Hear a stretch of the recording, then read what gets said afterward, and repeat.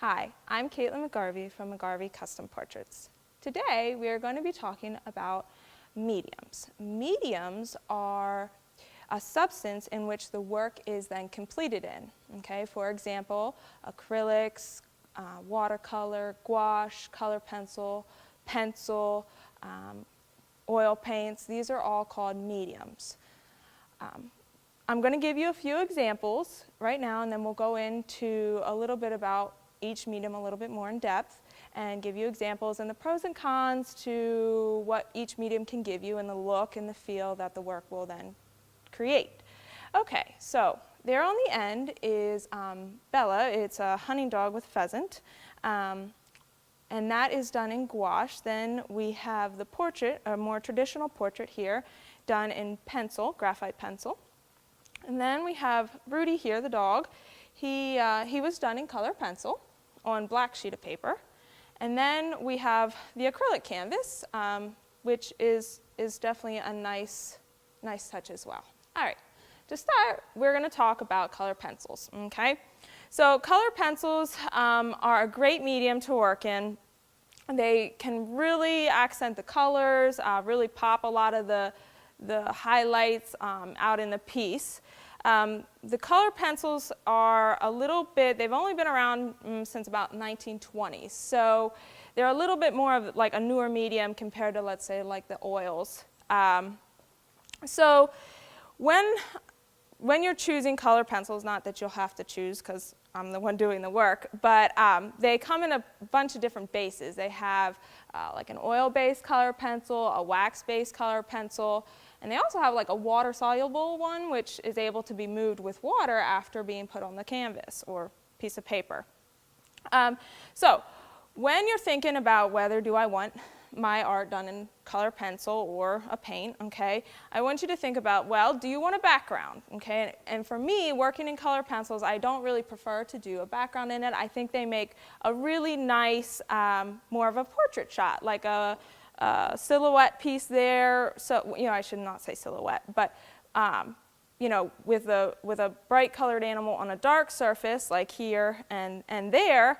And you can also do them on other shades of paper, like here. This is just a selection, you know, and I can do, you know, anything on any type of color paper as you'd like. It depends on what color animal you have and what you're looking to depict at the same time. So this is, like I said, a really nice medium if you're just kind of looking more for your traditional portrait piece. Next, we're going to move into a graphite pencil portrait. These portraits are great if you're looking to do more of a simple traditional pose. They can be done on any color paper, just like the color pencils. When I'm working in this medium, you're kind of working on, like, say, a grayscale, okay? So the darkest is going to be your blackest, you know, shadowed areas, and then up to white will be your highlights, where, you know, the light's hitting the object, or, you know, you want to create a little bit more depth, okay? So the grayscale is allowing you to create the depth in the piece. When working on a colored sheet of paper, with this medium, I'll add, like, white color pencil to help with some of the highlights, because I'm not able to really get, let's say, a real strong highlight because I'm on a colored piece of paper. But when I work on white, then I'm able to allow the white to show through in the highlights to get the same effect. So, like I said, using the paper to aid in the work is really beneficial and is able to create a lot of neat effects. Moving on to gouache. Gouache is a paint form. It's watercolor based. It's just a little bit thicker than, let's say, watercolor as itself, which allows you to be able to layer the paint a little bit more. It's heavier, so it doesn't move as much on you as what a pure watercolor would. Personally, it's one of my favorite mediums to work in because it's quite brilliant, vibrant colors, and it's not so temperamental as I'd like to say watercolor is, at least for me.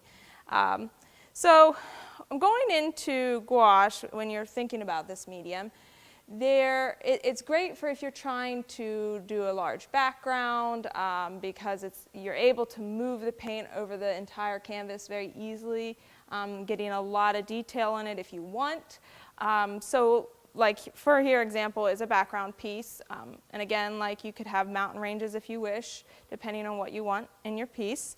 Or you can have a 1 to 2 color soft background. This is not the best example of it. I do have some on my website which are, you know, a more traditional looking portrait that just have a soft, I actually airbrush it onto the canvas prior to painting the image.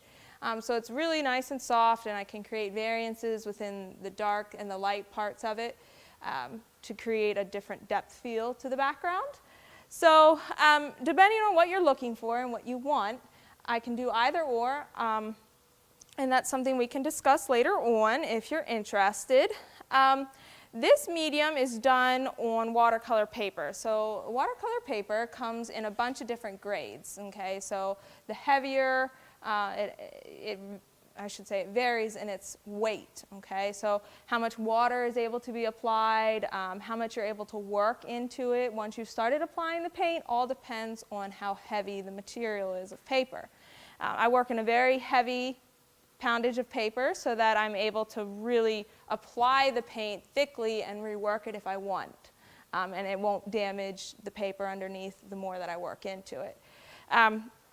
So with that being said, again, I think this is the best medium if you're looking to do a background, that or an acrylic, which what we'll talk about shortly, because it's just, like I said, able to be moved around a lot easier. And I personally like it if you're looking for a color painting. All right, to finish up, I'm going to talk about acrylic paintings. This is the last and final medium that I do most of my portraits in. Acrylic is a paint that is used in hundreds of thousands of different products, okay? So it comes in a bunch of different forms depending on what it's being applied to. To do canvas painting with acrylic, I use heavy grade student body. It's like a heavy body paint that allows you to really be able to work into it or also completely cover it up, okay? So unlike the gouache, I am able to apply a color and then paint completely over it with another color, and you would never even notice that there was a color underneath. I would not be able to do that with the gouache because it is a water base and it never really completely dries, that it would never pull up, okay? So the acrylic, you know, I can layer and really apply a lot of paint, never pulling up the paint that has already dried. So this medium, I recommend the gouache being done. This is a great medium if you're looking to apply a background as well, because I can cover a lot of surface and it allows me to really cover a large amount of canvas with detail or not, you know. So I could do the soft 1 color to 2 color background on this as well, or I could put a more detailed background in landscape, let's say. Now this medium is done on a stretch canvas board.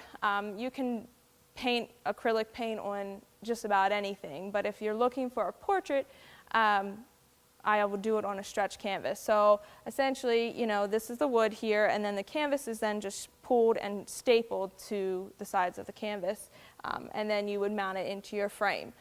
But, you know, as I progress and I explore new surfaces to paint on, I would probably most likely use acrylic because it will stick and be applied to just about anything, depending on what the base of the acrylic is. And, you know, I have lots of exploring to do with that I'm always looking forward to trying new things with it. The options are really, truly endless when it comes to paint and mediums you can work in.